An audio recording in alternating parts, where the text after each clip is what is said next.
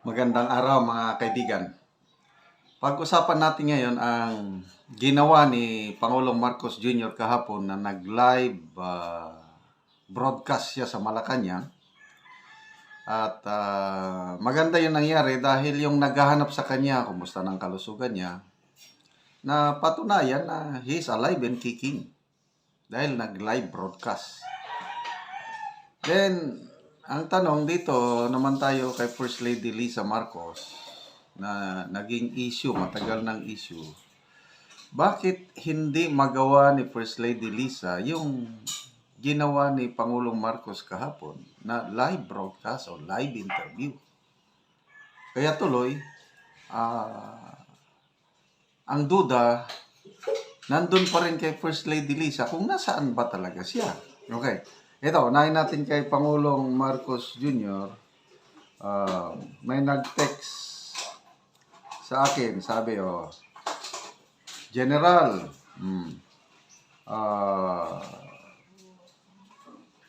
is still kicking and alive si PBBM. Super busy. Tapos pinadalhan niya ako ng link, sabi dito, live, President Bongbong Marcos at the oath-taking of 39 star rank officers of the PNP. It's a live broadcast. So, sa mga hindi pa nakapanood, ipakita ko lang but sandali lang ito. Nagsasali, live streaming. Each of them have earned this very well-deserved promotion. Yun. With that, my sincerest congratulations and a snappy salute to the 4 police lieutenant generals, 11 police major generals, and 24 police brigadier generals. As you don your new badges, remember, you are not only rising in rank, you are also rising in responsibility. You are stepping up into a position that demands no less than the highest standards of ethics, professionalism, and respect for human rights at all times. Okay, so live broadcast yun. Tapos, nasundan ng, dahil live, ang mga mainstream media, social media, kinuha at inamplify na nagpapatotoo na ang presidente alive and kicking, yung sinasabi na na-hospital siya, hindi naman pala. At kitang-kita, nandun si General Torre, may mga videos na sumasaludo o picture na kinakamayan. So, tunay na ang Pangulo nasa palasyo. So, ang tanong ngayon is, ang First Lady Lisa Araneta Marcos na ang tagal nang iniulat ni Jose Claire Castro, March 11 ang ulat nga dumating siya. Ngayon, April 8 na ngayon, mag-isang buwan na. Bakit walang live? Bakit puro picture? Tingnan ko itong yung Lisa Marcos official, ang last nga post niya dito is Happy Sunday everyone. Ano bang araw ngayon? Martes na? So, post niya,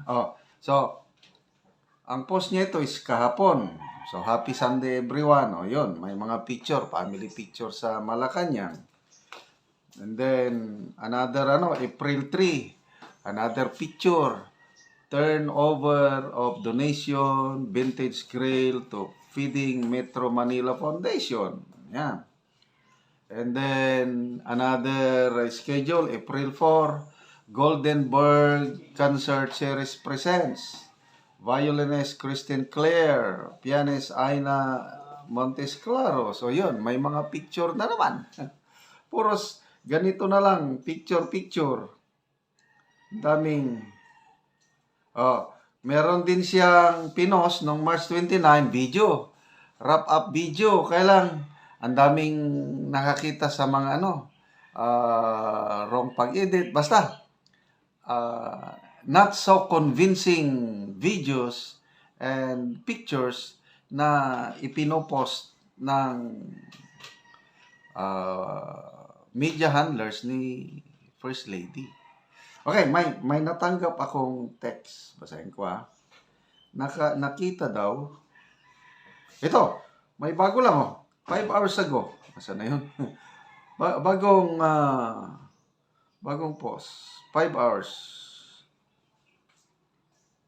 Uy, wala man. Kapupos lang. Ano to? Nag-plus lang. Kapupos, 5 hours ago. So, may activity na naman ang First Lady Lisa. Okay, yung may text na natanggap ko sa isang subscriber. Basahin ko lang Saan naman ito? Ito. Sabi niya, pinadala kagabi. Hi, General. I just want to give you an information about the location of the First Lady. She is here in Manila.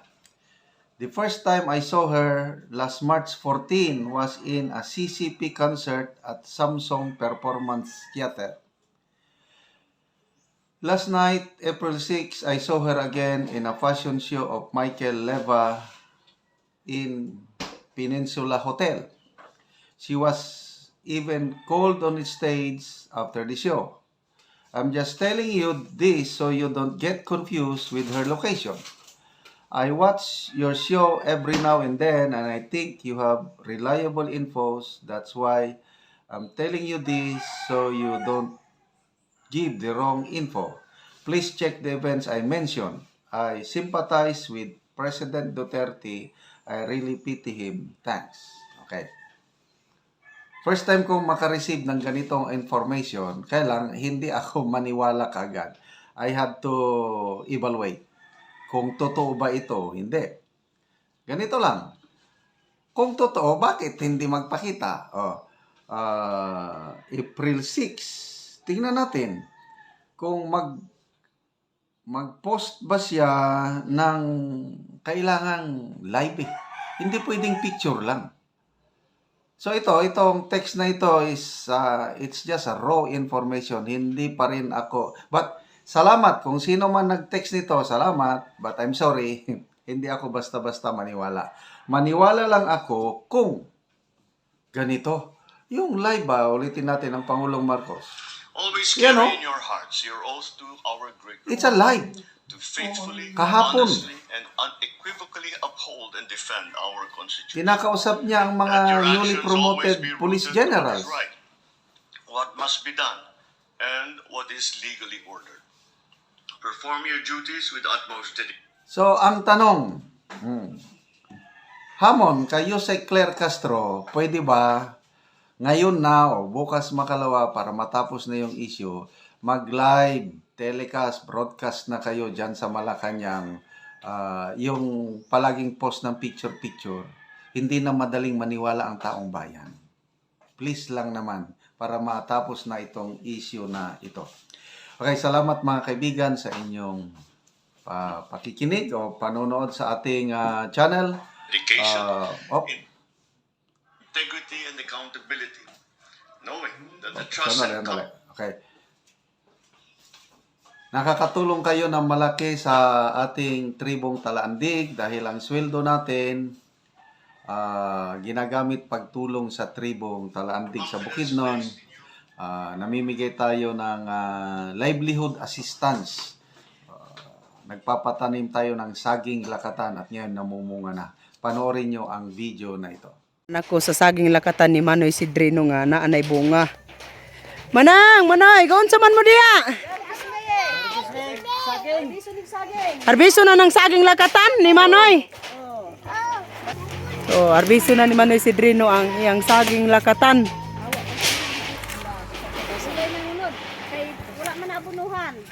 Arbiso nimo imong ibaligya, pilay baligya nimo ani Manang? 500. 500. Oh, naaraw. Dako gig. Dagan kayo. Oh, naara Manoy ang bayad Manoy. Ang bayad. 500. Salamat yun. Unsa man nun yung masulti? Unsa ni? Salamat din sa Ginoo nga naanagit panalangin. Usara ka bulig ang ako sa ginapnalinan ako 500. Oh, di So magpadayon na ko gid magmananom ani. Oo. Salamat gid. So dalo na sa among balay kay ato nang ipahinog. Dalo na na. Muna ni ang una namong tanom nga saging lakatan. Ug karon naa na gyud niya unod. Og makita pod nato nga nindot ang iyang unod bisan pa nga wala na abunuhan. Pila na ni siya kabulan gani sar? Ano ni? Sa katuig og 3 ka bulan kay gitiman-an man ni nako. Isa ka tuig og 3 ka bulan apan naa nay bunga. Oh, nanay bunga. Karon atong bisitahon pod.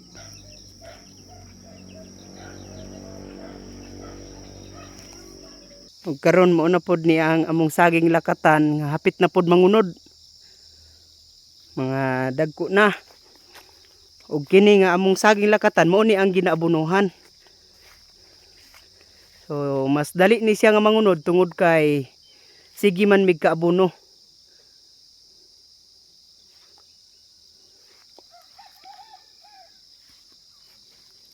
So og karon naanapod ko dire sa saging lakatan nga unang tanom ni Manoy Boy. Mayong buntag Manoy, gaon sa man kadiya? Mayong tagpon. Oh, gaon sa man kadiya Manoy? Mori akong saging nga una. Pila ni kapunuan Manoy? Ulo ni kapunuan. Hapit na pod nang unod. Pila na ni kabulan Manoy ang imong saging? Nga napulo na siya. Napulo na kabulan. Oh, So mo na pod ni ang susunod nga hapit na mamunga. Nga saging ni Manoy napulo ka punuan. kayo. Oo, salamat po Manoy. Oh, salamat po sa Ginoo. Oo, Manoy. Saging hapit na gyud nang unod. Oo. Ug mao na pod ni ang saging lakatan ni Manoy Iking nga hapit na pod mangunod. Ug mao na ni siya, mga dagko na gyud. Ug kini na pod ang susunod nga mamunga sama sa among saging. So kini ang nauna niyang tanom nga saging lakatan. So daghan na gyud mi ani nga maka-harvest sunod.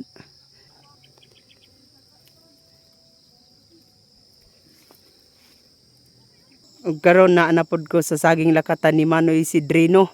Ug mao na pod ni ang iyang saging nga hapit na pod mamunga nga iyang saging lakatan.